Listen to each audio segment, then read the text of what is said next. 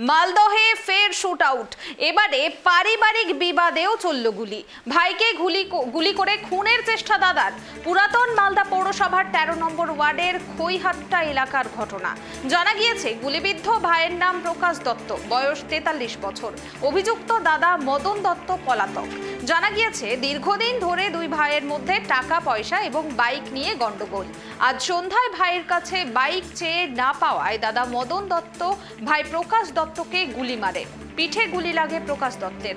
আশঙ্কাজনক অবস্থায় তাকে নিয়ে যাওয়া হয় মালদা মেডিকেল কলেজ হাসপাতালে। এদিকে এই ঘটনার পর থেকে পলাতক অভিযুক্ত দাদা। ঘটনার তদন্ত শুরু করেছে পুলিশ। তবে কোথা থেকে এই আগ্নেয়াস্ত্র এলো তা এখনো জানা যায়নি।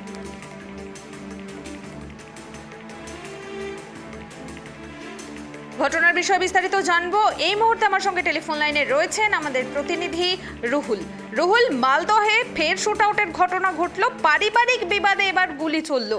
কোথা থেকে এলো এই আগ্নেয়াস্ত্র এবং এই ঘটনাটি ঠিক কি ঘটেছে বিস্তারিত জানাও আমাদের।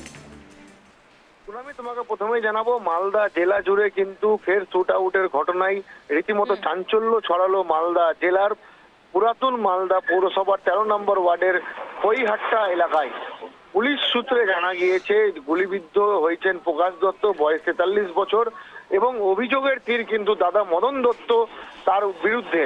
অর্থাৎ পারিবারিক বিবাদের জেরে আগ্নেয়াস্ত্র উঁচিয়ে গুলি করা হলো বড় দাদাকে, এবং তা নিয়ে কিন্তু শুরু হয়েছে ব্যাপক উত্তেজনা ওই এলাকায়। এবং সন্ধ্যার মধ্যেই কিন্তু এই বাইক নিয়ে কিন্তু বচসা, অর্থাৎ বাইকের চাবি চাওয়া নিয়ে কিন্তু বচসা, যেটা স্থানীয় সূত্রে জানতে পারা যাচ্ছে। বাইকের চাবি দিতে চায়নি মদন দত্ত, তাই ভাইকে গুলি করে দেওয়া হয় এবং তারপর পিঠে গুলি লাগে তার, প্রকাশ দত্তের। এবং আশঙ্কাজনক অবস্থায় তাকে স্থানীয় বাসিন্দারা উদ্ধার করে প্রথমে মালদা মেডিকেল কলেজ হাসপাতালে নিয়ে আসে। সেখানে ট্রমা কেয়ার ইউনিটে কিন্তু তিনি ভর্তি রয়েছেন এবং সেখানে তার চিকিৎসা চলছে। যদিও গোটা ঘটনাকে কেন্দ্র করে চাঞ্চল্য ছড়িয়েছে এলাকায় এবং পুলিশ তদন্ত শুরু করেছে, তবে আগ্নেয়াস্ত্র কোথা থেকে আসলো তা নিয়ে কিন্তু ফের পুলিশের ভূমিকা নিয়ে প্রশ্ন তুলতে শুরু করেছেন স্থানীয় বাসিন্দারা। কারণ বারংবার কিন্তু মালদা জেলায় এরকম ঘটনা ঘটছে এবং আগ্নেয়াস্ত্র যেখানে একেবারে রুহুল, এই ব্যবহৃত আগ্নেয়াস্ত্রটিকে উদ্ধার করতে পেরেছে পুলিশ? দেখো, প্রকাশ দত্ত যখন এই গুলি মারার যে ঘটনা, তিনি কিন্তু তারপর থেকেই কিন্তু পলাতক রয়েছে এবং তার কাছ থেকে আগ্নেয়াস্ত্র এখনো পর্যন্ত উদ্ধার হয়নি। এবং পলাতক যে দাদা রয়েছে তাকেও কিন্তু পুলিশ এখনো গ্রেফতার করতে পারেনি। তবে পুলিশ তদন্ত শুরু করেছে। পুলিশ খুব দ্রুততার সহিত কিন্তু এই পলাতক যে দাদা রয়েছে তাকে কিন্তু গ্রেফতার করবে বলে আমরা কিন্তু পুলিশ সূত্রে জানতে পারছি। কুনামি, বেশ, ধন্যবাদ রুহুল। যে খবরের দিকে আমাদের নজর রয়েছে, মালদহে ঘটলো ফের শুট আউটের ঘটনা। এবারে পারিবারিক বিবাদেও কিন্তু চলল গুলি।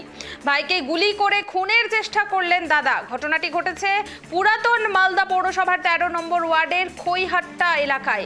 এই ঘটনাকে ঘিরে চাঞ্চল্য ছড়িয়েছে। তবে অভিযুক্ত দাদা সে এখনো পলাতক রয়েছে।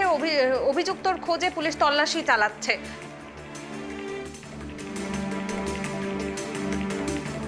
ছিল দাদা ভাই মানে মোটরসাইকেল নিয়ে ঝামেলা করে ওর কাছে মোটরসাইকেল চাইছিল, মোটরসাইকেল দেয়নি বলে দাদাতে যে ভাইকে গুলি মেরে দিয়েছে।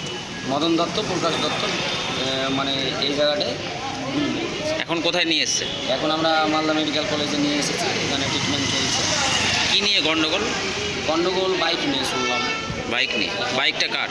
বাইকটা উনারই বাইক, কিন্তু ওর দাদা কিনতে টাকা দিয়েছিল বলে ও বারবার চালিয়ে নিয়ে এবারে বলে ও বাধা দিয়েছিল, তাতে ও কে কাকে গুলি মেরেছে? দাদা মেরেছে ভাইকে। পুলিশ ধরেছে এখনো? না, ও বাড়ি থেকে পালাতো, বাড়ি থেকে ঝগড়া গুলি করেছে। কে গুলি করেছে? কেন করলো? টাকা পয়সা নিয়ে ঝগড়া। আপনার কে হয়? আর যাকে গুলি লেগেছে আপনার কে হয়?